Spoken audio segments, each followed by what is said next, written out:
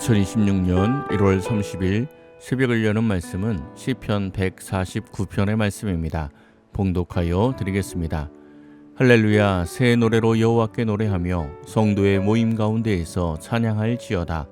이스라엘은 자기를 지으신 이로 말미암아 즐거워하며 시온의 주민은 그들의 왕으로 말미암아 즐거워할지어다. 춤추며 그의 이름을 찬양하며 소고와 수금으로 그를 찬양할지어다. 여호와께서는 자기 백성을 기뻐하시며 겸손한 자를 구원으로 아름답게 하심이로다. 성도들은 영광 중에 즐거워하며 그들의 침상에서 기쁨으로 노래할지어다.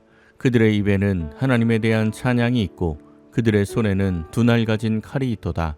이것으로 문 나라에 보수하며 민족들을 벌하며 그들의 왕들은 사슬로 그들의 귀인은 철고랑으로 결박하고 기록한 판결대로 그들에게 시행할지로다. 이런 영광은 그의 모든 성도에게 있도다. 할렐루야. 아멘. 오늘 시편 149편은 하나님의 왕권에 대한 공동체의 제의 찬송입니다. 하나님께 왕권이 있다는 것을 높이는 찬송으로 예배 찬송입니다. 종교개혁 시대에 독일 농민 전쟁이 일어났을 때 하나님의 왕권과 심판에 대한 말씀을 자신들의 권리로 잘못 해석하여서 큰 어려움이 발생한 적이 있습니다. 오늘 말씀은 전쟁에 대한 말씀이 아니라 하나님의 왕권이 구원과 심판으로 나타남을 말씀해주고 있음을 알고 살펴보아야 합니다. 149편은 세 단락으로 나눌 수 있습니다.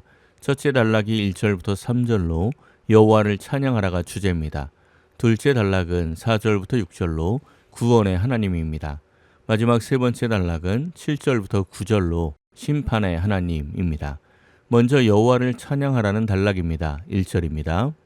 할렐루야, 새 노래로 여호와께 노래하며 성도의 모임 가운데에서 찬양할지어다. 아멘. 시편은 꾸준하게 찬양하라고 외칩니다. 오늘 말씀도 1절부터 찬양하라고 말씀하고 있습니다. 그렇습니다. 그리스도의 삶은 찬양입니다.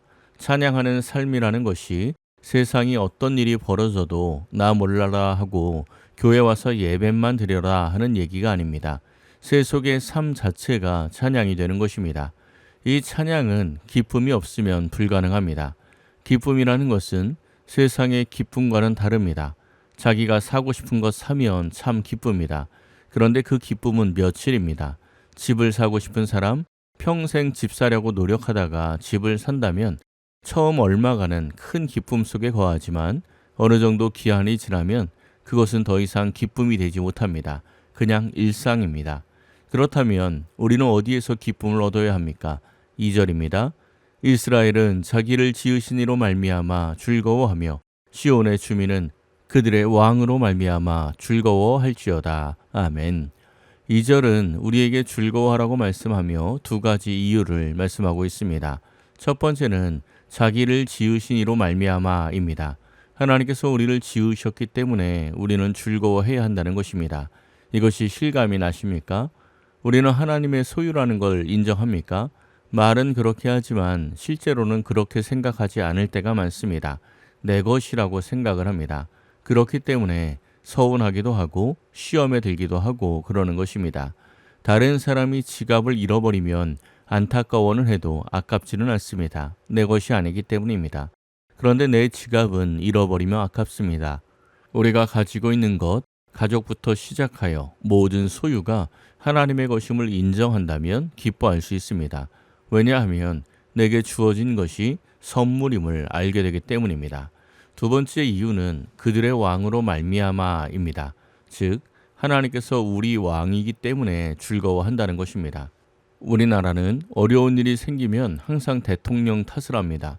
정말 그 문제가 대통령 때문에 생겼기 때문이 아니라 그 대통령의 통치가 마음에 안 들기 때문에 하는 말입니다. 왕으로 말미암아 즐거워한다는 것은 하나님의 통치 원리를 하나님의 섭리로 받아들인다는 것입니다. 내 뜻대로 이루어지지 않아도 하나님의 섭리가 있겠지 하고 받아들일 때 왕으로 말미암아 즐거워하는 삶을 살게 됩니다. 두 번째 단락은 구원의 하나님에 대해서 말씀하고 있습니다. 4절입니다.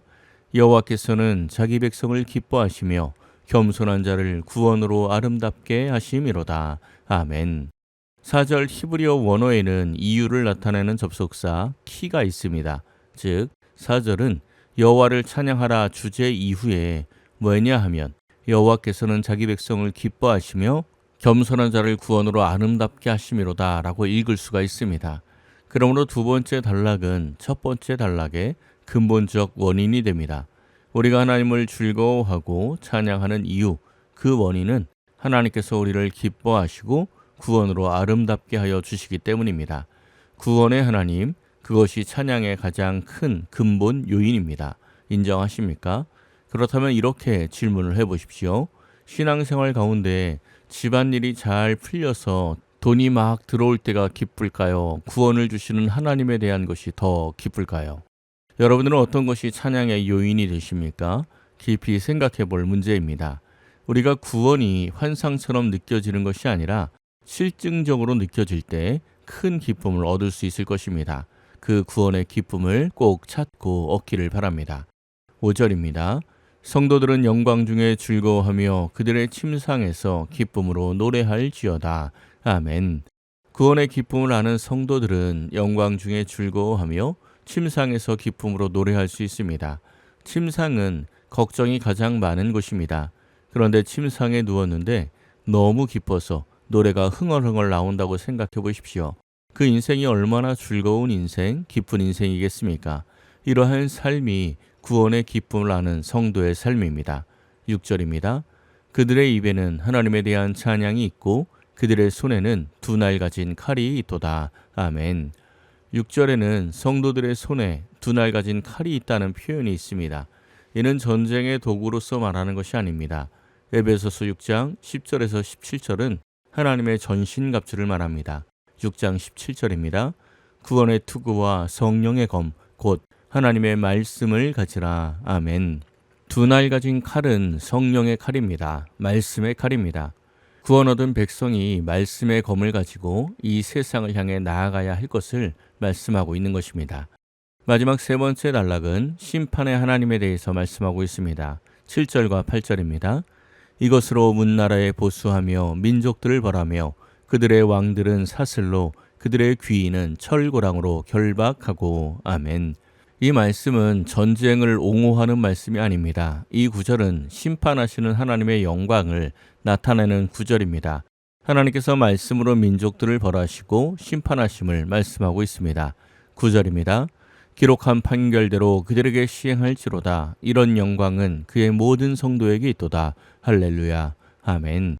기록한 판결대로 그들에게 시행하라고 말씀하고 있습니다. 심판을 시행하라는 말씀인데 기록한 판결이 무엇입니까? 역시 하나님의 말씀 성경입니다. 성경에 기록된 대로 하나님께서 심판하실 것입니다. 마지막 하나님의 심판이 임할 때 성도들에게는 영광이 임할 것을 말씀하며 마무리하고 있습니다. 학교에서 선생님이 숙제를 내주고 불시에 점검을 하면 숙제를 하지 않은 학생들에게는 심판과 같은 것이고 숙제를 한 학생들에게는 기쁨이 되는 것입니다. 이 새벽 기도하는 모든 성도님들은 나를 지으시고 구원하시는 하나님을 기뻐하고 항상 말씀대로 살아가서 마지막 때 큰 영광 중에 기뻐하는 복된 하나님의 백성으로 살아가시기를 예수님의 이름으로 간절히 축원합니다. 기도하겠습니다. 사랑의 하나님 감사합니다. 이 한 주간 각자 처해진 환경 가운데에서도 하나님 앞에 나오며 말씀과 기도로 살게 하시니 감사드립니다. 세상의 소유와 환경이 아니라 하나님의 소유된 백성임을 가장 기뻐하며 구원하여 주신 하나님의 은혜를 가장 즐거워하게 하옵소서. 우리의 입술이 항상 하나님을 찬양하는 입술이 되게 하시고 우리의 손에는 항상 말씀의 검이 들려있게 하옵소서. 세상 속에서 항상 승리하며 기쁨을 누리는 삶을 살아가게 하옵소서. 오늘 하루도 하나님을 찬양하며 하나님의 말씀 안에 살아가는 복된 하루가 되게 하옵소서. 모든 것을 감사드리며 우리 주 예수 그리스도의 이름으로 기도하옵나이다. 아멘. 오늘 말씀을 생각하고 하루를 결단하며 깊은 기도의 자리로 나아가겠습니다.